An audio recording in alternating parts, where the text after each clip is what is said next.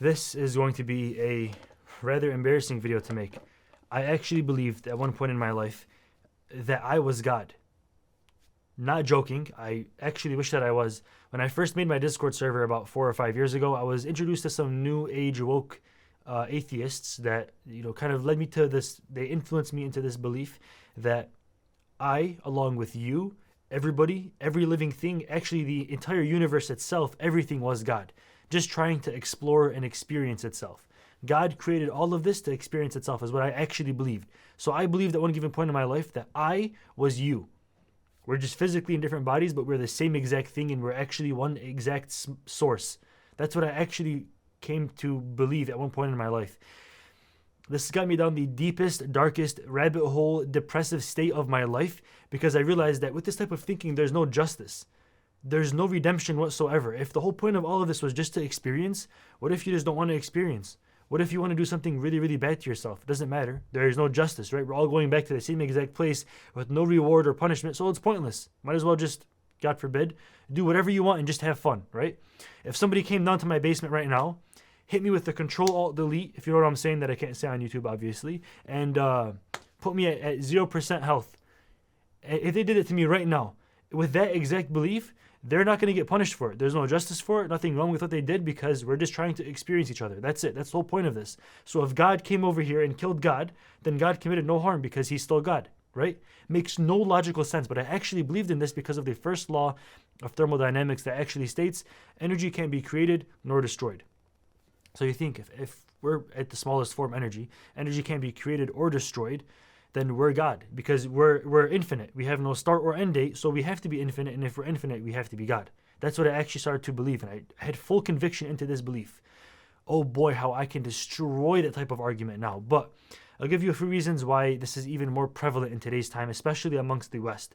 So there's a study by Oxford University that I'm pretty sure it's a $2 million study with like 57 scientists across 22 different countries that proves and states that all human beings, regardless of whatever family you're born into, all human beings are born with the innate predisposition that God exists. Not only that God exists, but there's an afterlife. It's kind of funny that we're born knowing that there is one, that God exists, and that we're going somewhere after we die. But in the West, you're taught the exact opposite. It's kind of like they're going against your own innate predisposition. It's like they're going against what you were born with. And when you start to go to school in the West, for an example, your teachers teach you that God's not real, which is what happened to me when I was like, must have been like 5th or 6th grade. I was taught that God's not real and that this is all, like fake, and empirically you can't prove God. So prove to me that God exists. Show me God is actually what my teacher told the entire class of 30 kids, all full of religious backgrounds.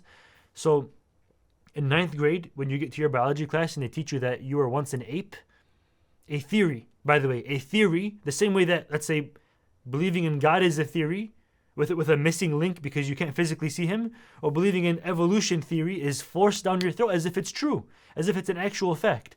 So step by step, the schooling system, the teachers, the friends, the families, the society, TV, everywhere you look points to one direction, that this is a secular place. This is a secular state. God's not real. And if you actually believe in it, you're way back in the past, behind your like old school times where we've all moved past, and now we actually follow science, which they don't, but they say they do.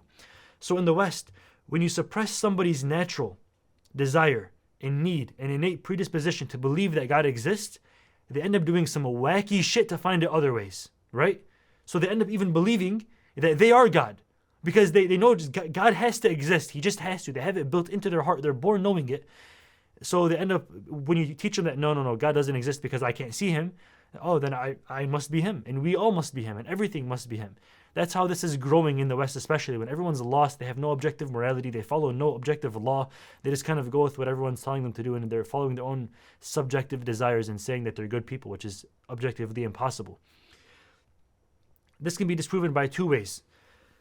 The first way is by the contingency argument. This argument basically says that everything in the universe is contingent on something else to exist, right? So for an example, for you to be watching this video, everything. So if you're watching this video, it's contingent on YouTube to exist. For YouTube to exist, they have to have their YouTube headquarters and servers, because where else can they store these videos? So that's contingent on the servers to exist. And those servers are contingent on the parent company, Google, to have bought them to exist. And Google's contingent on you can go forward and back and back and back and back until we finally get to the very, very start. Now that start has to be a necessary thing, and it has to be a non-contingent thing. Because if you have an infinite regress of contingent things, nothing could have given that first order to let the whole contingent thing even happen. Right? So infinitely, it cannot regress. It's a fallacy. It's actually called the infinite regress fallacy in philosophy. So we know that there has to be, it's necessary for there to be a non-contingent existence, because everything in the universe is contingent. And if everything in the universe is contingent, it means that it can't be God, because the non-contingent has to be outside of the universe, outside of its creation, but at the same exact time, infinite. So its reach has to extend within the entire creation. The same way that a painter, kind of like a good analogy, same way that a painter can paint something, but the painter isn't inside the painting, right? Or a carpenter can make this desk, but the carpenter isn't inside the desk. Same exact way that God can create us, but we are not God. We're a creation of God. That, if that makes sense to you. For an example, there's a line of dominoes from me to you. I hit the first domino. Let's say I'm the necessary being. I hit the first domino, and then that makes a contingent trail all the way to you. Then you say, no, it was infinitely contingent. It can't be. There had to be a necessary being that let the first domino fall. Same exact concept with us. That's why there has to be one divine source of God. That's why I truly believe in it, because logically, rationally, and innately, we're born believing in this. It just makes sense. Next, there is the second law of thermodynamics. I mentioned the first one, right? Which is energy can't be created nor destroyed, which means, we're God, which is what I actually believed. But the second one states that energy will continue to increase in entropy. Entropy is like disorder for energy. So there's no perfect transformation of energy. It's always increasing in disorder over time. I actually, this point is so important. I actually traveled across the world, like a 16-hour flight to Turkey, to prove this on their biggest Islamic YouTube channel. The video should be out in like the next month or so. I traveled across the world to convey this exact message because of how important it was. I'll give you one example. If I place a space heater in the back of this room, and then I turn it on and then turn it off after like 1 hour, the heat will eventually dissipate throughout the entire basement and then raise the level of temperature maybe just by a little bit, maybe like 1 or 2 degrees, right? So the heat won't stay exactly in that corner, even though that's where it started off. It's because there's a transformation of energy. The energy is it's increasing towards uniformity. Now that's not only happening in my basement, in the iamLucid YouTube studio that you've subscribed to, but that's also happening, you've also subscribed, right? I'm just making sure. That's also happening in the entire universe. The whole universe is increasing in entropy. So even though the energy technically can't be created nor destroyed, it will continually increase in entropy and disorder. So that means that not only did we have a start date because of the Big Bang, but we also are going to have an end date. Proved scientifically, the universe will not last forever. One Google search will give you 1,000 reasons why, but the universe is not going to exist forever. It's not infinite.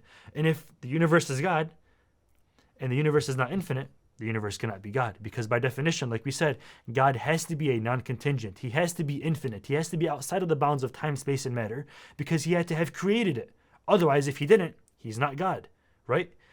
So with that type of thinking, I realized there's no way. It makes no rational, logical sense that I am God and that you are God and the whole universe is God, because if God has a start date and an end date, then that must mean that whatever this thing is, this whole universe is a creation of God, of something that doesn't have a start date or an end date.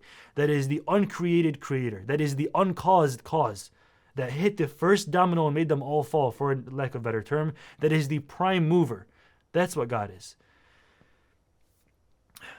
So that's where I came. I came an extremely long way. I'm actually shocked I'm still alive to convey this message because of how deeply depressed this ideology got me. If you live in the West, don't follow this stupid secular type of thinking where God's it's just an old tale. These old religions are all old fake BS, and you just kind of dismiss them because we follow science now. Like, look how cool we are. We follow science. When in reality, that's honestly not the case. And a lot of our theories are still either baseless, disproven, or have a big missing link right in the middle of them. So don't have that big ego on your shoulders because you live in America. You feel like you don't have to believe in God. That's not how it works. At least try to disprove God to me, then we can start talking. You can't just say doesn't exist because I can't see him. If you could see him, he wouldn't be God. We have these discussions nearly every single day in my Discord server. That's discord.gg/lucid. Either in the pinned comment down below in my description. You can find the link anywhere. Just freaking join my Discord server. It's scroll down a little bit. You will definitely find it. We have these debates. We're going to start holding stages in my Discord server, like kind of like Clubhouse, where there's like two guys debating and there's a big audience listening. So if you would like to debate on any topic like this, if you're an educated atheist, even if you don't even hold any of my stances, I would love to see you in there so that I can at least hear your point of view, and we can have some of the smart brothers and sisters kind of debate you in there. That'd be a great time. Honestly, be a great thing to watch. I'm actually looking forward to it myself. Thank you for watching this video. Stay dreaming, stay lucid. I'm out. Peace.